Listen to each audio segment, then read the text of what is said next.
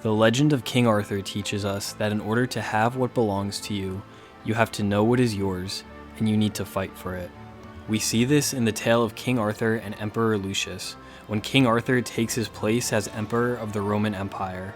This is a tale of a man who doesn't settle for what the world gives him, but picks up his sword and fights for what is truly his. This is the story of the time King Arthur fought to claim the title of Roman Emperor. When King Arthur was hosting a feast in Camelot, 12 messengers from Rome came with a message from Roman Emperor Lucius. The message was a reminder for King Arthur to pay tribute to Rome. Now Arthur, being a relatively newly established ruler, had not yet paid this tribute to Rome, but the messengers assured him that all past monarchs of Britain had paid this tribute, and so it is only right that Arthur continues to pay. Arthur, being an ambitious king, was not willing to let his kingdom be subservient to another ruler, so he called together his Knights of the Round Table, and they discussed what they were going to do. The Roman Empire at the time had the most powerful military in the world.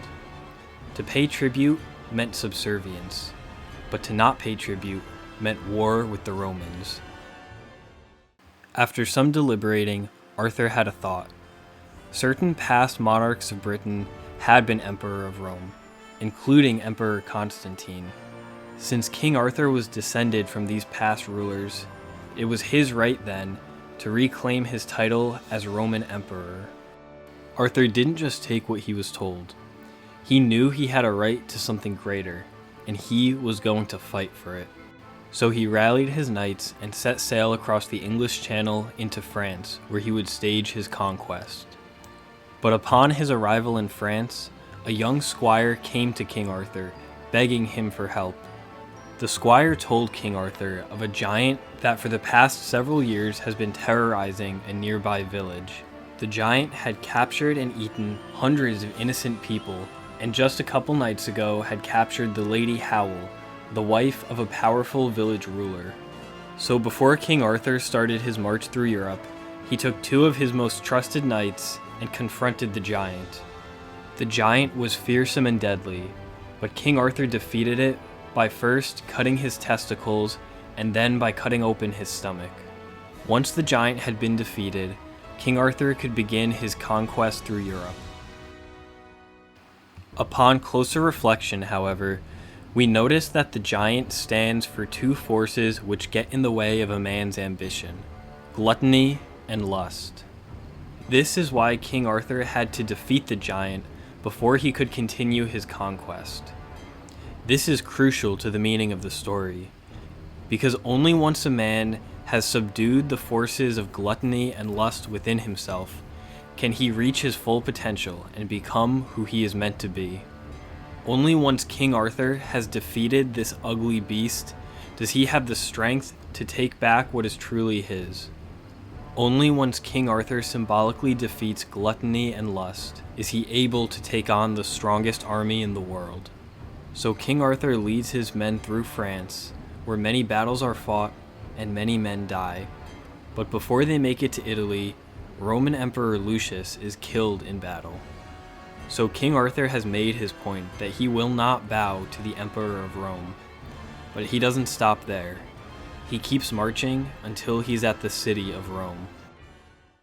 At this point, Arthur had proven his strength, and the leaders of Rome beg him not to destroy the city.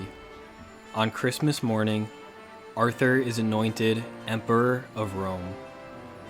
Not long after, he starts his way back to England.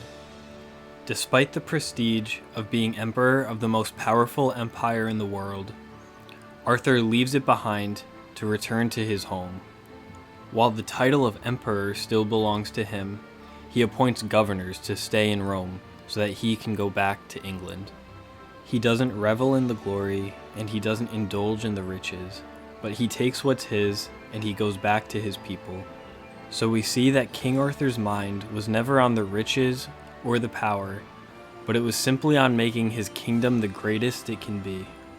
This story teaches us that in order to have what belongs to you, you must know what is yours, overcome the forces within you that will hinder you, and fight until you have what is yours.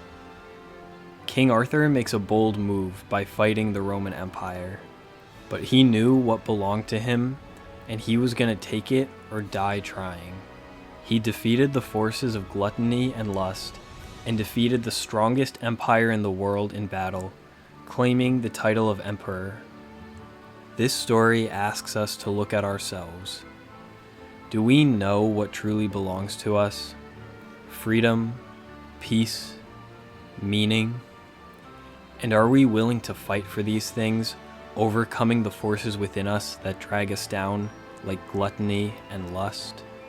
Are we willing, like King Arthur, to fight courageously until we have what is ours, settling for nothing less?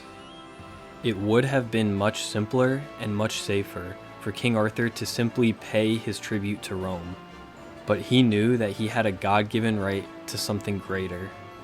He wasn't going to bow his head and be subservient to anyone except God himself.